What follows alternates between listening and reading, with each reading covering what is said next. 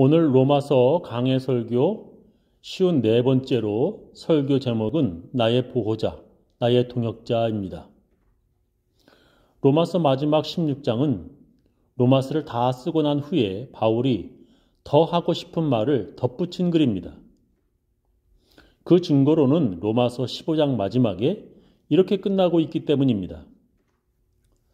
평강의 하나님께서 너의 모든 사람과 함께 계실지어다. 아멘. 이렇게 인사하고 끝내도 될 로마서에 바울은 꼭 하고 싶은 말이 있었습니다. 그것은 바로 바울의 보호자와 바울의 동역자들을 로마 교회 교인들에게 소개하고 싶었던 것입니다. 그들은 바로 겐그리아 교회의 여자 집사 베베와 지금 로마 교회에 가 있는 브리스가와 아굴라 부부입니다.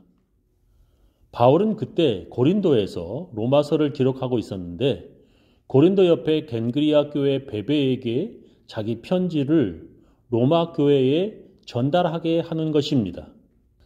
그 당시 지도를 보겠습니다. 저렇게 고린도하고 겐그리아 제가 동그라미 쳐놨는데 바로 저렇게 사이에 있습니다. 그 당시 바울이 있는 고린도 교회에도 그의 편지를 로마에 전달할 사람들이 있었을 텐데 바울은 특별히 고린도 옆에 있는 겐그리아 교회에 베베를 보내는 것입니다. 그 이유를 바울은 베베가 나의 보호자가 되었다라는 것입니다. 내가 겐그리아 교회의 일꾼으로 있는 우리 자매 베베를 너에게 추천하노니 너희가 주 안에서 성도들의 합당한 예절로 그를 영접하고 무엇이든지 그에게 소용되는 바를 도와줄지니 이는 그가 여러 사람과 나의 보호자가 되었음이니라. 그리고 바울은 로마 교회에 가 있는 브리스가와 아굴라 부부를 제일 먼저 문안, 즉 그들이 잘 있는지 인사를 하고 있습니다. 로마 교회에 여러 교인들이 있을 텐데 제일 먼저 바울은 그 부부의 이름을 기록하고 있는 이유를 바울은 그들이 나의 동역자들이라는 것입니다. 바울은 그 부부를 이렇게 칭찬하고 있습니다. 너희가 그리스도 예수 안에서 나의 동역자들인 브리스가와 아굴라에게 문안하라.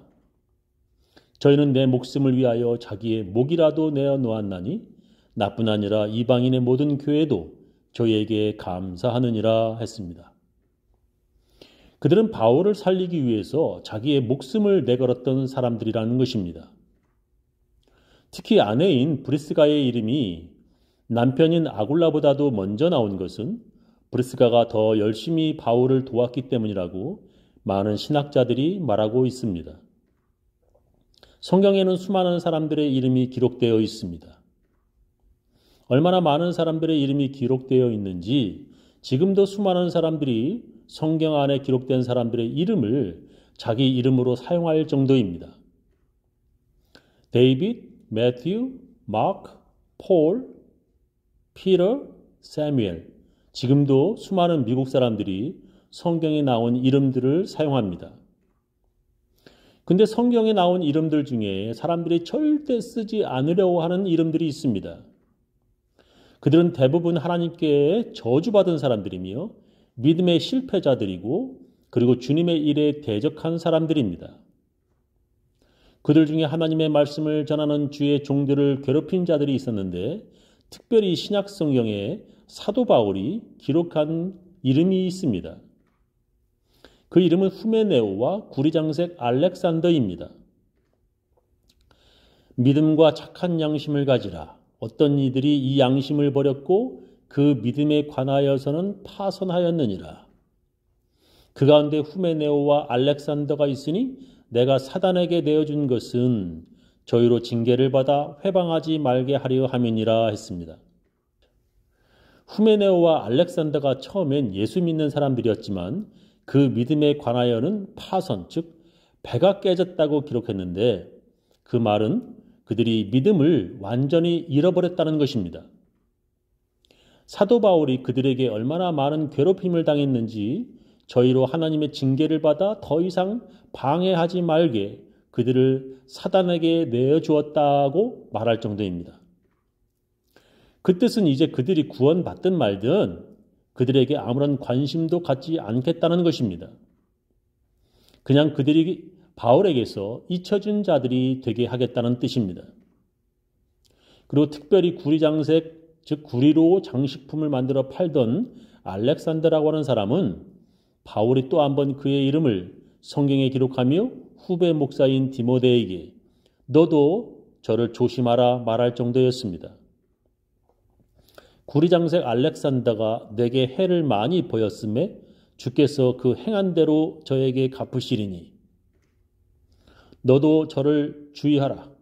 저가 우리 말을 심히 대적하였느니라 말합니다. 그는 바울을 심히 악착같이 반대한 사람이라는 것입니다. 그러니 그를 조심하라고 말할 정도였습니다. 교회에서 목회자들이 조심해야 할 사람이 된다는 것은 참 마음 아픈 일입니다.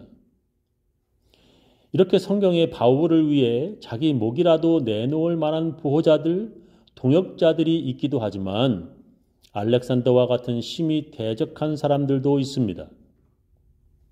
그리고 그 나머지는 거의 대부분이 방조자, 교회 일에 아무 관심도 없는 사람들, 도움도 안 되고 그렇다고 방해하지도 않는 그냥 그렇게 살아가는 사람들입니다.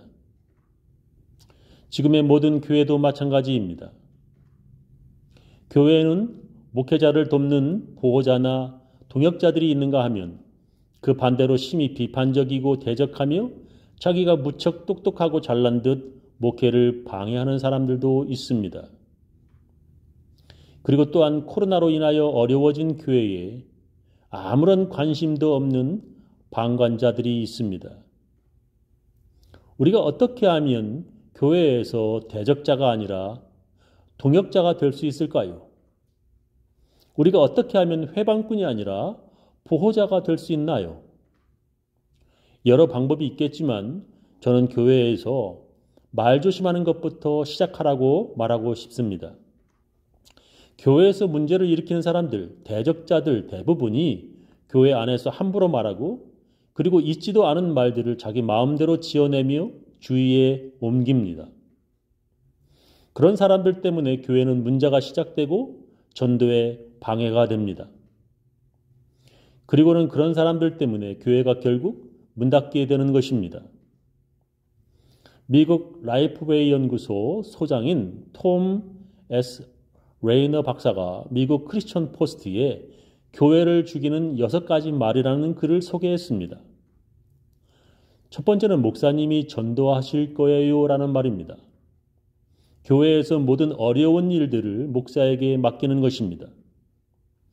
교회 안에 전도하는 사람 하나 없어 전도까지 목사에게 맡기는 교회는 끝내 문 닫게 되는 교회가 된다고 그는 말합니다. 두 번째는 우리가 헌금하지 않으면 이 교회는 문제에 빠질 거예요 라는 것입니다. 어떤 교회의 교인은 자기 기분 좋으면 1,000불씩 헌금하다가도 목회자와 관계가 나빠지면 1불, 그것도 체크로 헌금하는 사람도 있습니다. 교회를 그리고 하나님을 우습게 여기는 사람들입니다. 세 번째, 이 교회는 우리의 필요에 맞지 않아요 라는 글입니다. 자기들이 필요한 것을 교회가 해주지 않으면 언제든지 교회를 옮기는 사람들이 있습니다. 자기들이 그런 필요를 위해 교회에서 헌신하려 하지 않고 자기들을 위해 일해주기만을 바라는 것입니다. 그런 사람들이 많으면 그 교회는 문을 닫게 됩니다.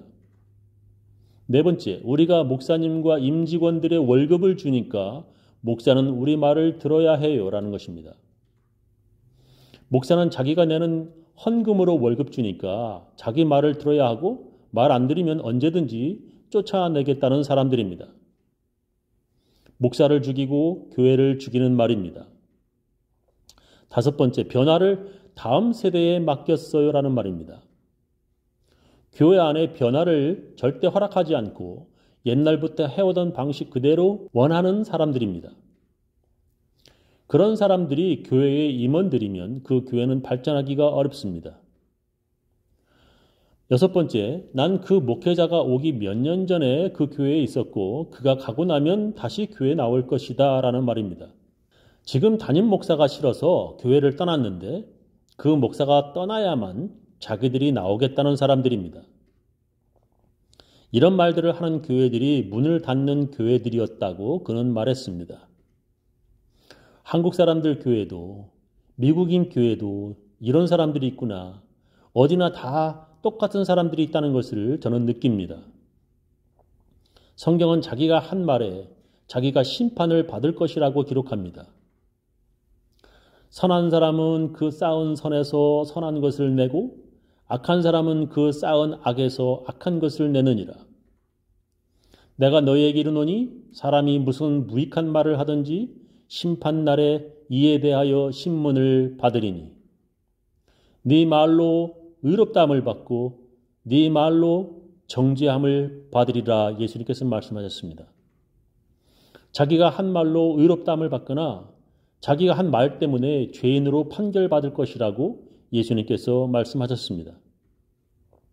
자기가 한 말 때문에 교회에서 보호자가 되기도 하고 대적자가 되기도 합니다. 자기가 한 말 때문에 교회에서 동역자가 되기도 하고 회방꾼이 되기도 합니다. 교회는 여러 사람들이 있지만 대적자가 아니라 특히 보호자와 동역자들이 부족합니다. 저는 우리 교인들 모두 목회자의 보호자와 동역자들 다 되시기를 예수님의 이름으로 축원합니다.